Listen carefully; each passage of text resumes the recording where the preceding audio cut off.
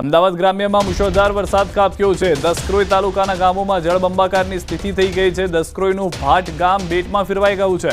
ચોતરફ પાણીનું સામ્રાજ્ય નજરે પડી રહ્યું છે। ઘૂંટણસમાં પાણી ભરાતા ગ્રામજનો પરેશાન થયા છે। દર વર્ષે પાણી ભરાવાની સમસ્યા જે છે તે અત્યારે પણ અકબંધ જોવા મળી રહી છે।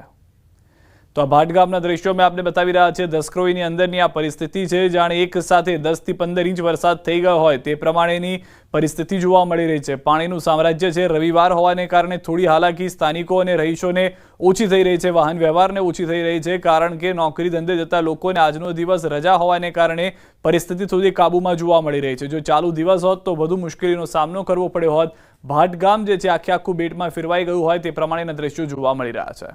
ધોળકા પંથકમાં પણ ધોધમાર વરસાદ, ગ્રામ્ય વિસ્તારો બેટમાં ફેરવાઈ ગયા છે। બદરખા ગામમાં ભરાયા છે પાણી, રસ્તા પર જળબંબાકારની સ્થિતિ છે। સરખેજ ધોળકા 4 લાઇન હાઈવે પર પણ પાણી ભરાઈ ગયા છે।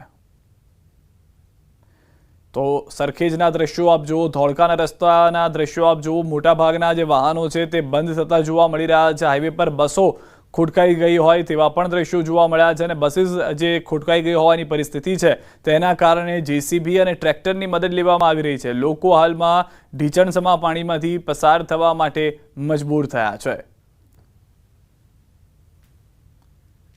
તો પંચમહાલ પંથકમાં ધોધમાર વરસાદ વરસ્યો છે। ભારે વરસાદને કારણે હાઈવે પર વરસાદી પાણી ભરાયેલા જોવા મળી રહ્યા છે। ગોધરાથી લુણાવાડા થઈ શામળાજીને જોડતા મુખ્ય માર્ગ પર યોગ્ય નિકાલના અભાવે વરસાદી પાણીનો જમાવડો થઈ જતા વાહન ચાલકો અને રાહદારીઓને હાલાકીનો સામનો કરવો પડી રહ્યો છે। દ્રશ્યો પંચમહાલના છે કે જ્યાં પણ એ જ પરિસ્થિતિ છે। જળ જમાવ જે છે તે જોવા મળી રહ્યો છે, જેના કારણે વાહનો બંધ થઈ રહ્યા છે। મધ્ય ગુજરાતની વરસાદથી નડિયાદ થયું છે જળબંબાકાર। નડિયાદમાં 8 ઇંચથી વધુ પડ્યો છે વરસાદ। નડિયાદ શહેરના પૂર્વથી પશ્ચિમને જોડતા 4 રેલવે ગરનાળા પાણીમાં ગરકાવ થઈ ગયા છે। પિંજ રોડ, સંતરામ મંદિર રોડ, માઈ મંદિર રોડ, વૈશાલી રોડ સહિતના વિસ્તારોમાં પાણી ભરાઈ ગયેલા જોવા મળી રહ્યા છે। તો ખેડા જિલ્લામાં મેઘરાજાની ધોધમાર બેટિંગ। નડિયાદ અને અમદાવાદમાં 7 ઇંચથી વધુ પડ્યો છે વરસાદ। માતર અને મહુધામાં 5 ઇંચ પડ્યો છે વરસાદ।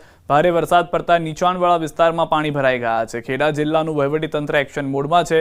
લોકોને બહારના નીકળવા માટે તંત્રએ અપીલ કરી છે। ભારે વરસાદ પડતા ગામડાઓમાં રસ્તાઓ પર પાણી ભરાયેલા જોવા મળી રહ્યા છે। ખેડાના કપડવંજ તાલુકામાં મેઘરાજા મહેરબાન છે। રાજપુર સિહોરા ગામની વાત્રક નદીમાં જળસ્તર વધ્યું છે।